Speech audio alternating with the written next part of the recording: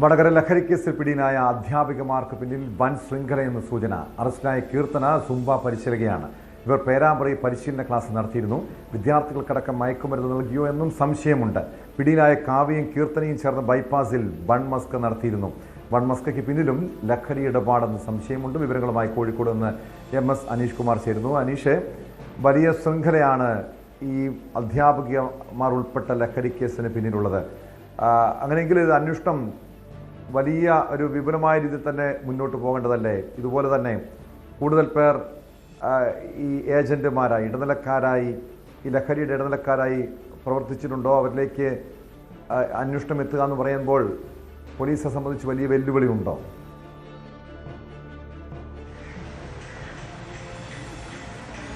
Tom, പുറത്തു വന്നതിനേക്കാൾ വലിയ ലഹരി ഇടപാടുകളാണ് ഒരുപക്ഷെ ഉള്ളിൽ നടന്നത് എന്ന ഒരു നിഗമനത്തിലേക്ക് തന്നെയാണ് പോലീസ് എത്തിയിരിക്കുന്നത്. ആദ്യം ഒരു യുവാവിനെ അറസ്റ്റ് ചെയ്യുന്നു. അതിനുശേഷം ആ യുവാവിൻ്റെ അക്കൗണ്ട് നമ്പറുകൾ കേന്ദ്രീകരിച്ച് നടത്തിയ അന്വേഷണത്തിലാണ് ഈ കീർത്തന എന്ന അധ്യാപികയെ ആദ്യം കസ്റ്റഡിയെടുക്കുന്നത്. പിന്നീട് ഇവരുടെ അക്കൗണ്ടുകളും ഒപ്പം ഇവരോട് അടുത്തിടപഴകുകയും ചെയ്ത ആൾ എന്ന നിലയിലാണ് വ്യക്തമായ തെളിവുകളുടെ അടിസ്ഥാനത്തിൽ പിന്നീട് കാവ്യ എന്ന അധ്യാപികയും അറസ്റ്റ് ചെയ്യുന്നത്. ഇരുവരും ഇപ്പോൾ ജുഡീഷ്യൽ കസ്റ്റഡിയിൽ റിമാൻഡിൽ കഴിയുകയാണ്. ഇവരെ കസ്റ്റഡിയിൽ ആവശ്യപ്പെട്ട് അന്വേഷണ സംഘം കോടതിയെ സമീപിച്ചിട്ടുണ്ട്. പ്രത്യേക അന്വേഷണ സംഘത്തെ ഇന്നലെ ഇക്കാര്യവുമായി ബന്ധപ്പെട്ട് ഈ കേസിൻ്റെ അന്വേഷണത്തിനായി നിയോഗിക്കുകയും ചെയ്തിരിക്കുന്നു.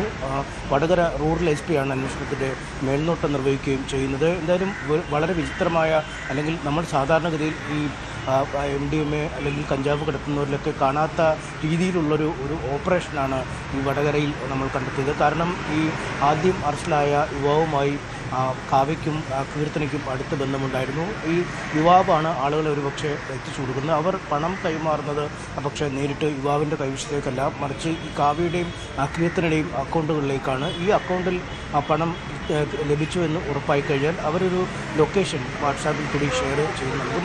ആ ഒരു ലൊക്കേഷൻ എത്തിക്കഴിഞ്ഞാൽ കൃത്യമായി ഈ MDMA ഇടപാടുകാർക്ക് ലഭിക്കുന്ന രീതിയിലുള്ള ഒരു സാഹചര്യം, അതായത് ഇടനിലക്കാരെ പെട്ടെന്ന് ഈ മയക്കുമരുന്നോടുകൂടി പിടികൂടാൻ കഴിയാത്ത രീതിയിലുള്ള ഒരു കൃത്യമായ ആസൂത്രണമാണ് ഇക്കാര്യത്തിൽ നടന്നതെന്നാണ് നമുക്കറിയാൻ കഴിയുന്നത്. സാമ്പത്തികമായി വലിയ ഭദ്രമായ നിലയിൽ ഉള്ള ആളുകൾ ആയിരുന്നില്ല ഈ രണ്ടുപേരും. ഈ കാവ്യയുടെ കാര്യം തന്നെ പറഞ്ഞാൽ, ഒരു അപകടം പറ്റി ചികിത്സയിൽ കഴിഞ്ഞപ്പോൾ BRCയിൽ നിന്നും അധ്യാപകരുടെ പിരിവെടുത്താണ് 2 ലക്ഷം രൂപ നൽകി ആശുപത്രിയിൽ നിന്നും ഇറക്കി വീട്ടിലേക്ക് സഹപ്രവർത്തകർ കൊണ്ടുപോയത്. അങ്ങനെയുള്ള ഒരാൾക്ക് മാസങ്ങളുടെ ഇടവേളകൾക്ക് ശേഷം വലിയ സാമ്പത്തിക ഭദ്രതയിലേക്ക് നീങ്ങുന്നു എന്നാണ് ഏറെ ഞെട്ടിക്കുന്ന കാര്യമായി സഹപ്രവർത്തകർ തന്നെ പറയുന്നു. വലിയ ആഡംബര കാറൊക്കെ വാങ്ങാൻ ഇവരെ കൊണ്ട് കഴിയുന്നു. ഒപ്പം ഈ വസ്ത്രധാരണ ശൈലിയിലടക്കം വലിയ മാറ്റങ്ങൾ, വില കൂടിയ വസ്ത്രങ്ങളും മറ്റുമൊക്കെ വാങ്ങുന്നതായി ഇവരുടെ ശ്രദ്ധയിൽപ്പെടുന്നു. പക്ഷേ ഇതിനൊക്കെ ഓരോ മറുപടികൾ പറഞ്ഞ്, അല്ലെങ്കിൽ സഹോദരൻ വാങ്ങി നൽകുന്നു, കാറെടുത്ത സഹോദരനാണ്, എന്നിങ്ങനെയുള്ള വിവിധ തരത്തിലുള്ള ഒരു വിശദീകരണങ്ങൾ നൽകിയാണ്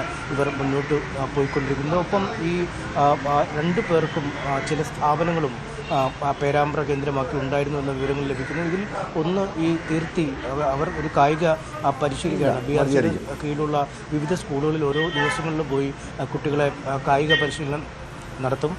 അത്തരത്തിൽ നടത്തുന്നവർക്ക് സ്വന്തമായി ഒരു സൂംബ പരിശീലന കേന്ദ്രം പേരാമ്പ്രയിൽ ഉണ്ടായിരുന്നു. പക്ഷേ ആ കേന്ദ്രത്തിൽ പലപ്പോഴും മദ്യപാനവും മയക്കുമരുന്ന് ഉപയോഗമൊക്കെ ആയിരുന്നു എന്നാണ് നമുക്ക് മനസ്സിലാക്കാൻ കഴിയുന്നത്. മദ്യക്കുപ്പികളുടെ വലിയ ശേഖരം തന്നെ ആ സൂംബ പരിശീലന കേന്ദ്രത്തിൽ കണ്ടെത്തുന്നതോടുകൂടി ഈ കെട്ടിട ഉടമ ആ സ്ഥലം ഒഴിഞ്ഞു പോകണമെന്നും ആവശ്യപ്പെടുകയും അവരെ അവിടെ നിന്നും മാറ്റുകയുമായിരുന്നു.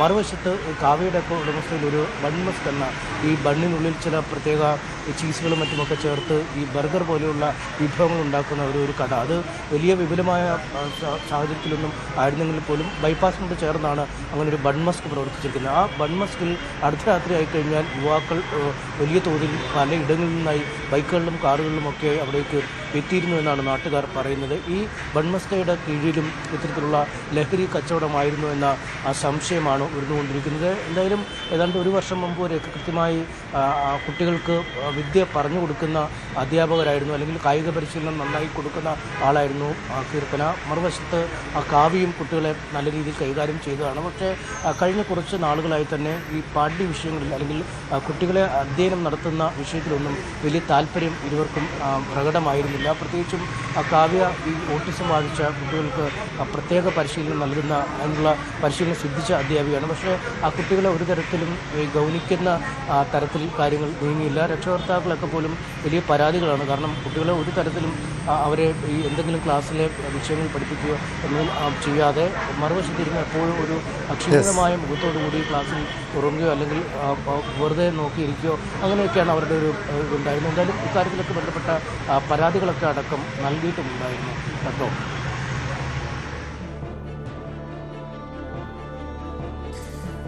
വ്യക്തമാണ്. MS അനീഷ് കുമാറാണ് വിവരങ്ങൾ നൽകിയത്. സ്പോട്ട് ലൈവ് ഇനി പോകുന്നത് കൂടുതൽ വാർത്തകൾക്ക് News 18 Keralam YouTube channel subscribe ചെയ്യുക.